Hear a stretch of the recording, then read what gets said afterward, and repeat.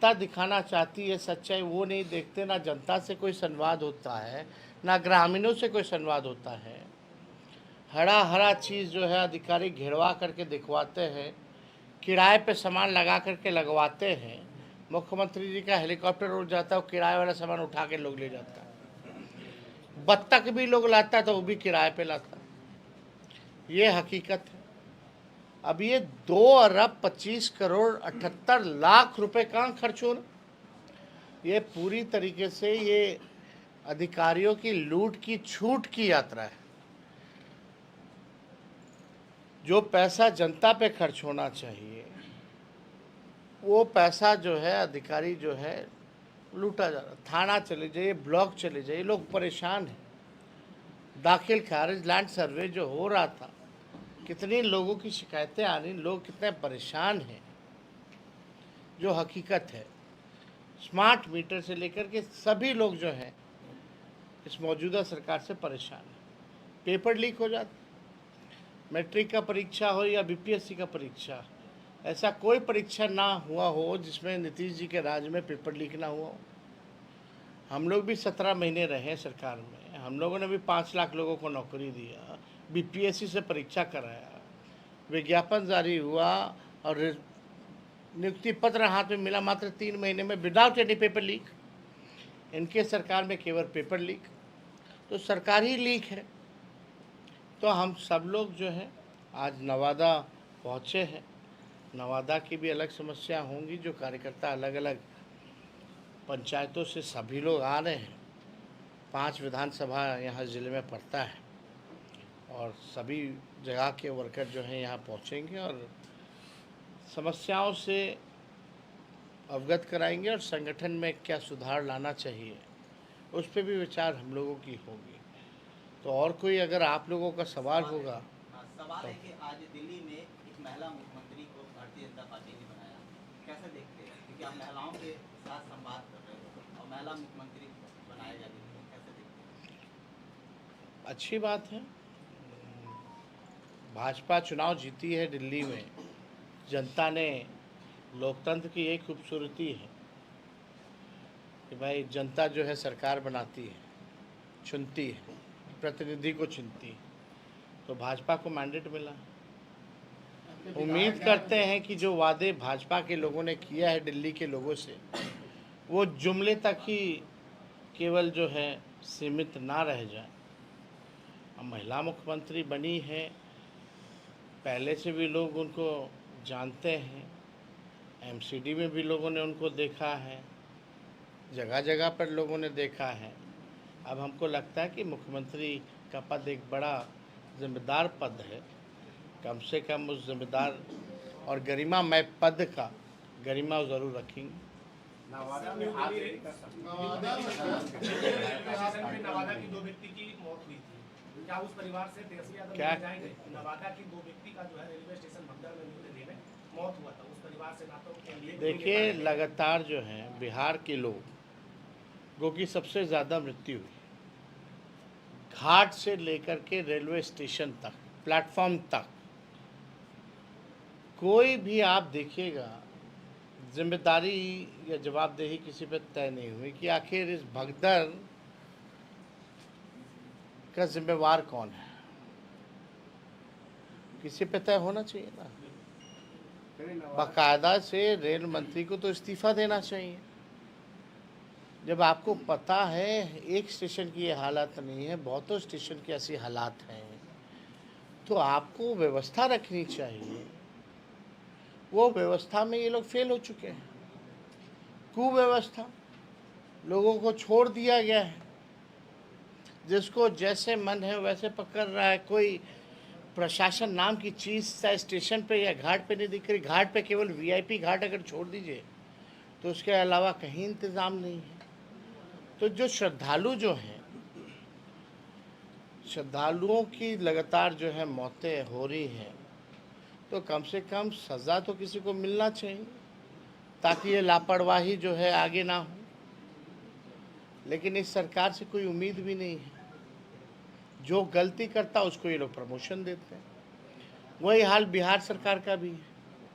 जो paper leak कराता उसको प्रमोशन मिलता है, जो कोचिंग माफिया वाला है उसको इज्जत मिलती है।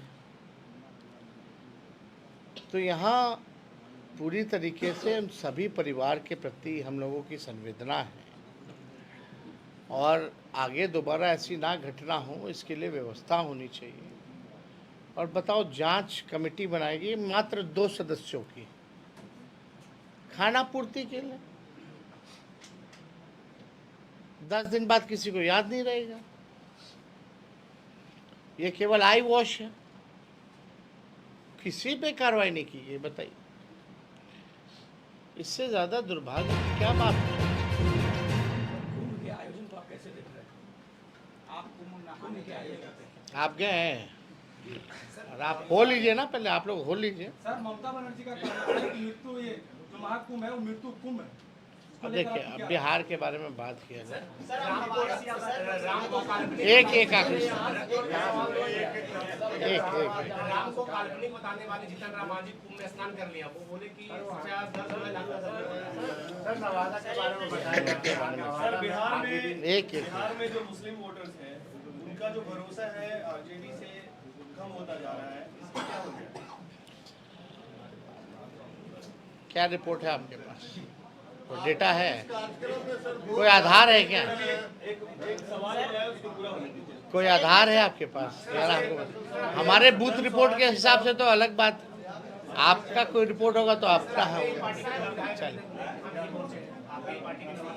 आपके दो नहीं सवाल पहले आपको बता, आपके 2 विधायक ने लोकसभा चुनाव में आपको आपके साथ नहीं थे और आज आप भी आए यहाँ आप हुआ, लेकिन 2 विधायक नहीं। वजह क्या है, क्यों नाराज? आपने कहा था रैली में तो हम उसे देखेंगे। आज 2 साल बीतने वाला, वो विधायक और क्यों नाराज करते हैं या आप उन्हें नाराज करते हैं? कौन नाराज है? कौन कहीं किसी के ना भैया, तो हम तो मना किए कोई बैनर पोस्टर वैसे लगाए नहीं। इसमें ये सब छोटी चीज़ है, पार्टी का इंटरनल माना है, हम लोग देख लेंगे उसमें क्या कहते आपके हैं। बगल में विधायक बैठे हैं, मोतनाजे का मामला है,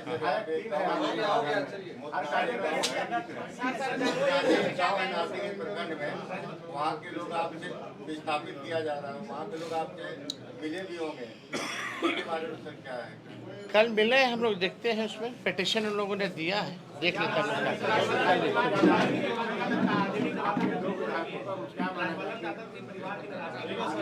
अब छोड़ो ना यार, कोई व्यक्तिगत बात करना है, पार्टी की बात।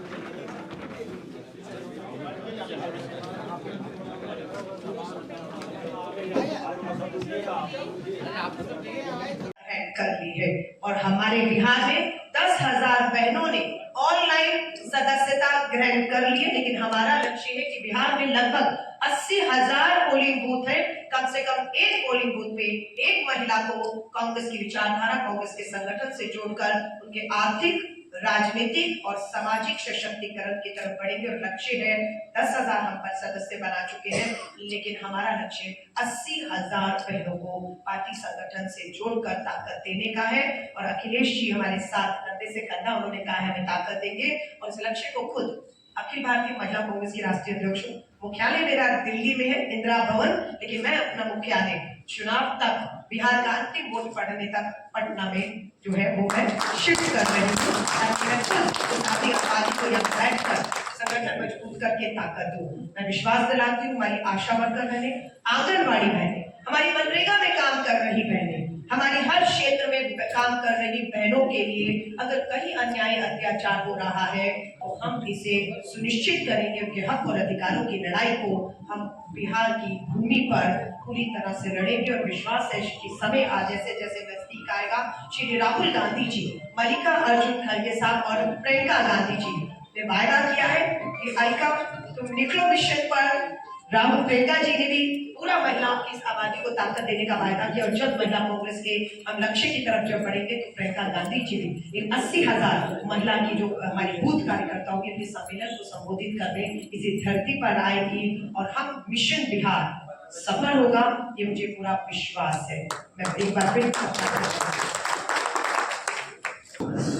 देखिए, अभी तो मैंने कदम रखा है और जैसे जैसे समय बीतेगा, जिस दिन प्रियंका गांधी जी अपना कदम यहाँ रख देगी, बिहार की धरती जो है ना, वो बिल्कुल अपने अपनी ताकत दिखाना शुरू करेंगे। वो ताकत उस आधी आबादी से मिलनी है और मैं आपको विश्वास दिला रही हूँ, जैसे जैसे हम आंदोलन आगे बढ़ेंगे, ये बिहार की आधी आबादी सड़कों पर आपको अपने हक अधिकार न्याय के लिए लड़ती हुई दिखेगी।